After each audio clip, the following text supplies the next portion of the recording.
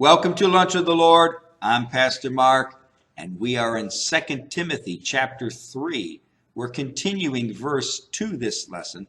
But before we begin, Jeremiah 15:16, Thy words were found, and I did eat them, and thy word was unto me the joy and the rejoicing of my heart. Now, as we saw last lesson about the word covetous, I just wanted to add another point or two on this, is that don't evaluate your life based upon the things that you possess or want to possess. This is what Jesus is dealing with in Luke chapter 12 and verse 15, where he says, take heed and beware of covetousness. Why? For a man's life consists not in the abundance of the things which he possesses. And that's a important statement, because many times people, they value their life based upon the possessions that they have. If they have that new car or a fairly new car or a house or whatever, they base their value of their life upon the things that they possess. And God doesn't see it that way. God doesn't value your life upon the things that you possess. He says here, beware of covetousness, for a man's life consists not. That Greek word for consists is eimi, and it means to be in. And that's the problem with people, is that they buy these possessions and their life is in those things. It's in them. Well, who are you? Well, I'm Mark, and I have this car. Well, I didn't ask about your car. I asked about you. Who are you, right? And look what I have. I have this. I have that. I have all these wonderful things. Why do they say that? Because their life is in them. And God says, no, your life does not consist, is not in these things. Eventually, you're going to have to be taken away from these things. When we die, we leave these things behind. And I think many people at the judgment seat they're going to realize that they got it all wrong. They got it wrong.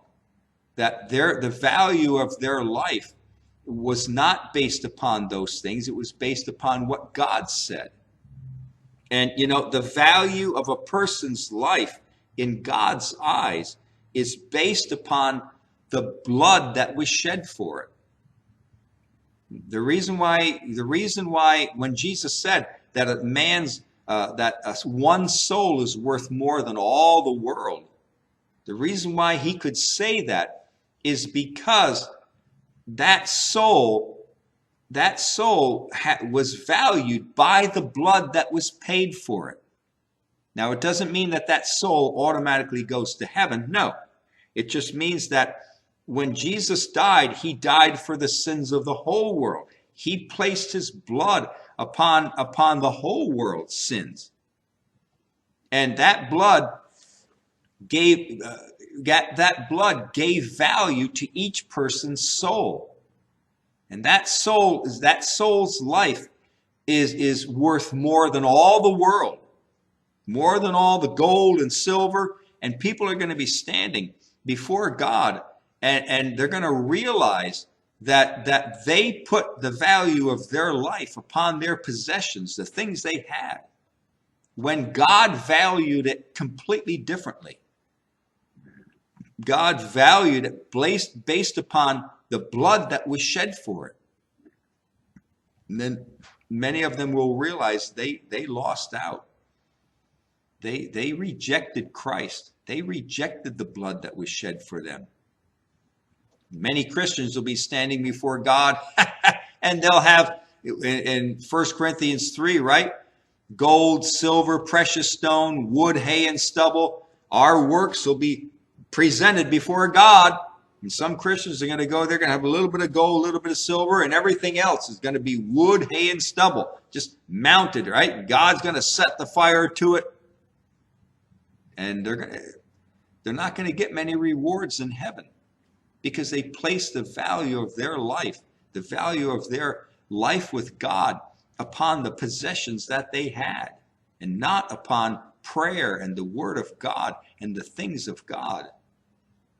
So he says here, men shall be lovers of their own selves in the last days. They'll be covetous. And then he says they'll be boasters. Now, this Greek word for boaster is alezon. And it comes from the Greek word ale, which means wandering. Now, this Greek word, alezon, is only used here in 2 Timothy 3 and also in Romans chapter 1 and verse 30. And primarily, alezon means one who wanders around, or a vagabond. In our context today, though, it means a pretender or an imposter, one who pretends. Now, they boast of things that aren't really true, and they exaggerate. Sometimes they outright lie. Now, why do people boast of things that aren't true? Why do they outright lie, right? It's like a guy comes home from a fishing trip and his wife asks how he was doing, right? And he said, honey, I caught a fish this big. Yeah, this big. Well, where is it, honey? Right? He says, as I was pulling it up into the boat, it fell off the hook and it went back in the water. But it was this big, really. Right? Now, the wife thinks to herself, is this true, or is he exaggerating, right? Or is he just outright lying? She doesn't know. We don't know. But why do people boast, right? Why do people exaggerate about their life? And it all goes back to that first sin. The men will be lovers of their own self. Why do they do it? Because they want to make themselves look good. They do it to make themselves look good. They want you to think good of them. It's all about them, right? Now we continue on, and he says proud, blasphemers, and then we get to disobedient to parents. Now, a sure sign that a nation is in trouble is when the youth of that nation lose respect for their parents and their elders. And they lose sight of the unpayable debt and the obligations that they have to those who brought them into the world and to those who influence their lives. When a society devalues and turns their backs on the importance of respecting their parents and their elders, and they promote the right for youth to think and to decide for themselves, then only ruin to that society is coming, because God will not stand for it. God will not stand for disrespecting elders and disrespecting parents. God won't stand for it. So he says here, in the last days, one of the sins that'll be promoted is what? Disobedient to parents. I mean, we see it today, but in the last days, whether we are in them now or not, I don't know, but in the last days, disobedient to parents, the disrespect to parents will increase. And then he says the next word is unthankful. Unthankful. And this Greek word for unthankful is archaristos. Archaristos. And this first part is a, which means negative, and then charis. So charis means grace, where we get our Greek word for grace or thanks.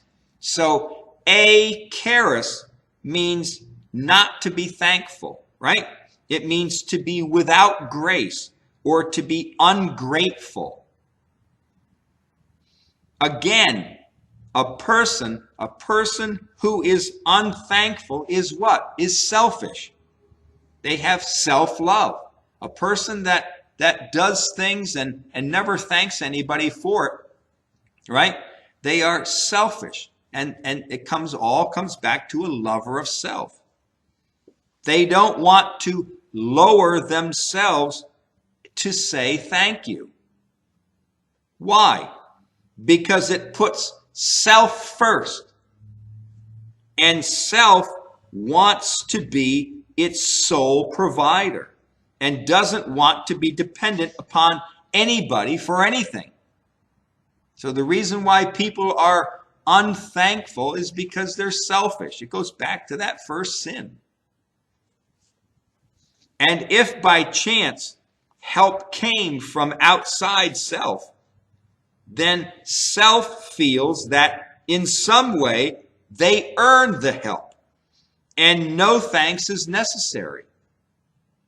People will be just unthankful. You'll help somebody out and you won't get thanks for it.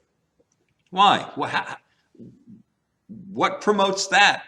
Selfishness. A focus upon self, right? And then the last one we're going to go over is unholy. Unholy.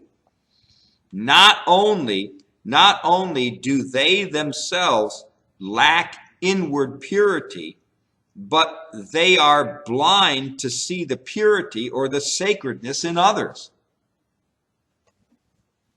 So he says here in verse 2, for men shall be lovers of their own selves, covetous.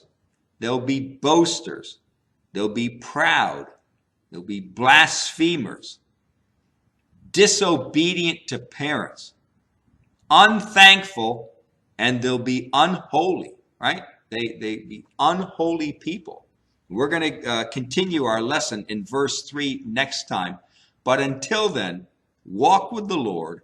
I know he walks with you.